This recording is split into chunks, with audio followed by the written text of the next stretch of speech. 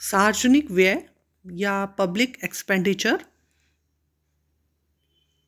सार्वजनिक व्यय का अर्थ केंद्रीय, राज्य या स्थानीय सरकारों के द्वारा किए जाने वाले खर्चों से लगाया जाता है। जो सरकार एक्सपेंस करती है, खर्च करती है, व्यय करती है, उसे हम सरकार सार्वजनिक व्यय कहते हैं। ठीक है। सार्वजनिक आय की अपेक्षा सार्वजनिक व्यय सार्वजनिक वित्त की एक इम्पॉर्टेंट ब्रांच, महत्वपूर्ण शाखा मानी जाती है। इसका कारण यह है कि जब अपन पहले भी पढ़ चुके हैं, जब एक व्यक्ति पहले अपना बजट बनाता है तो पहले आय देखता है और फिर अपना व्यय का बजट बनाता है एक आम आदमी, जबकि सरकार पहले व्यय का बजट बनाती है और उसके बाद में उसके अनुसार आय के साधन जुटाती है। सार्वजनिक व्यय के महत्व का जो वास्तविक कारण यह है कि सरकार एक बार अपने व्यय का बजट बनाने के बाद आय प्राप्त करने के लिए न केवल कर, सार्वजनिक ऋण और सार्वजनिक उपक्रमों से प्राप्त आय जैसे परंपरागत साधनों को अपना सकती है, या वो वरन वो घाटे का बजट है ना, घाटे का बजट ये भी काम में ले सकती है। सार्वजनिक व्यय के द्वारा केंद्रीय व राज्य सरकारें या स्थानीय संस्थाएं नागरिकों की सामूहिक आवश्यकताओं को पूरा करती हैं और उनके सामाजिक आर्थिक कल्याण में वृद्धि भी करती हैं। जो सरकार कार्य करती है, इनके द्वारा किए जाने वाले कार्यों में शिक्षा, सार्वजनिक स्वास्थ्य, पेयजल, सिंचाई, सड़क, विद्युत, आवास की व्यवस्था, ये सब शामिल होते हैं।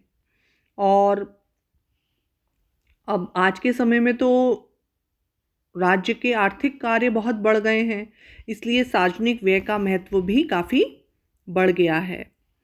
और सार्वजनिक व्यय से देश में उत्पादन, वितरण, विनिमय, उपभोग व सामान्य आर्थिक क्रियाओं को काफ़ी मात्रा में प्रभावित भी किया गया है। तो एक तरफ सरकार सामान्य कार्य सार्वजनिक व्यय के द्वारा करती है, दूसरी ओर सारे समाज के कल्याण को बढ़ाने के लिए भी प्रयास किया जाता है सार्वजनिक व्यय के माध्यम से, क्योंकि आजकल कल्याणकारी राज्य की अवधारणा का स्थान है और इसमें सार्वजनिक व्यय का बहुत महत्व होता है। फिर बात आती है कि सार्वजनिक व्यय का जो वर्गीकरण है या सार्वजनिक व्यय में वृद्धि किन कारणों से होती है। तो सार्वजनिक व्यय में वृद्धि के बहुत कारण हैं। उनमें पहला अगर हम बताएं तो कल्याणकारी राज्य, वेलफेयर स्टेट के विचार का जो प्रादुर्भाव हुआ, उससे सार्वजनिक व्यय में काफ़ी वृद्धि हुई, क्योंकि राज्य का कार्यक्षेत्र अब केवल बाहरी सुरक्षा और कानून या व्यवस्था तक ही सीमित नहीं है, वरन राज्य को कई कल्याणकारी कार्य भी करने पड़ते हैं। और यहाँ तक कि विकसित राष्ट्रों में भी निजी क्षेत्र की कमियों के कारण सार्वजनिक क्षेत्र का विस्तार हुआ है। मेरे विचार से या ये कहा जा सकता है कि ऐसा कोई भी क्षेत्र नहीं है जिसमें राज्य का हस्तक्षेप प्रवेश न हुआ हो, है ना। तो ऐसी स्थिति में राज्य के आधारभूत कार्यों में तो व्यापार चक्रों को कम करना, पूर्ण रोजगार प्राप्त करना, आर्थिक कार्यक्रमों में वृद्धि करना, ये सब होते हैं शामिल, और सार्वजनिक व्यय इस कारण बढ़ता है। दूसरा कारण है युद्ध व सुरक्षा। राष्ट्रीय सुरक्षा पर जो व्यय बढ़ता है वो कुल व्यय का काफ़ी बड़ा भाग होता है, काफ़ी बड़ा अंश होता है। जो देश जितना विशाल होता है वो सुरक्षा पर उतने ही प्रतिशत अधिक व्यय करता है ना।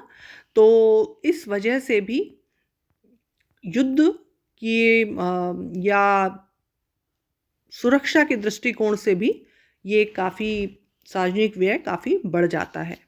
फिर है जनसंख्या में वृद्धि। सार्वजनिक व्यय में वृद्धि करने के लिए ये एक उत्तरदायी कारण है, और इसके अलावा शहरों में लोगों का केंद्रीकरण भी एक इम्पॉर्टेंट रीज़न है, जिससे कि जनसंख्या में वृद्धि की वजह से और शहरों में केंद्रीकरण की वजह से सार्वजनिक व्यय में वृद्धि हुई है, क्योंकि शहरीकरण से शिक्षा पर व्यय और व्यक्ति के जीवन व संपत्ति की सुरक्षा पर व्यय करना अनिवार्य हो गया है, और इसलिए सरकार का ये व्यय भी बढ़ा है। एक ये भी बताया जाता है कि मूल्य स्तर में वृद्धि, तो जब मूल्य बढ़ते हैं तो अर्थव्यवस्था को कई तरह से वो प्रभावित करते हैं। सरकार को भी वस्तुओं व सेवाओं के लिए ऊंचे मूल्य देने पड़ते हैं, और बढ़ते हुए व्यय के लिए अधिक वित्तीय साधनों की आवश्यकता होती है, और सरकारी कर्मचारियों को भी अधिक मात्रा में महंगाई भत्ते देने पड़ते हैं। आवश्यकता पड़ने पर वेतन में भी वृद्धि करनी पड़ती है। तो जो सरकार की योजनाएं हैं उन पर भी व्यय बढ़ जाता है।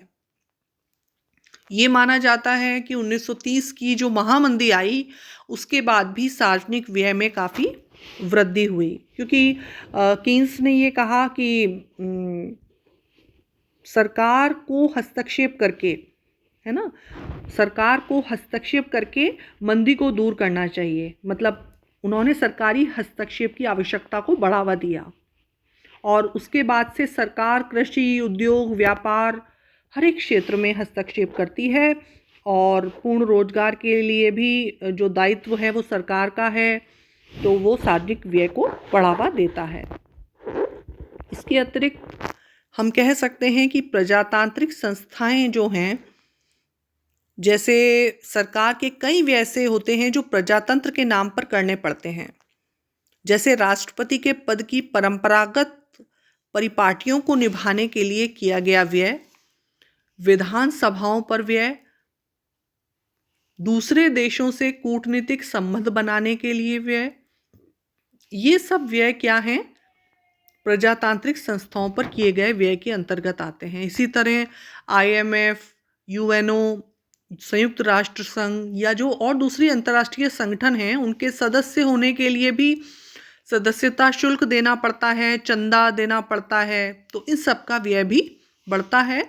और कुल मिलाकर कहें तो सार्वजनिक व्यय की मात्रा जो है, प्रत्येक देश में सार्वजनिक व्यय की राशि काफ़ी बढ़ गई है।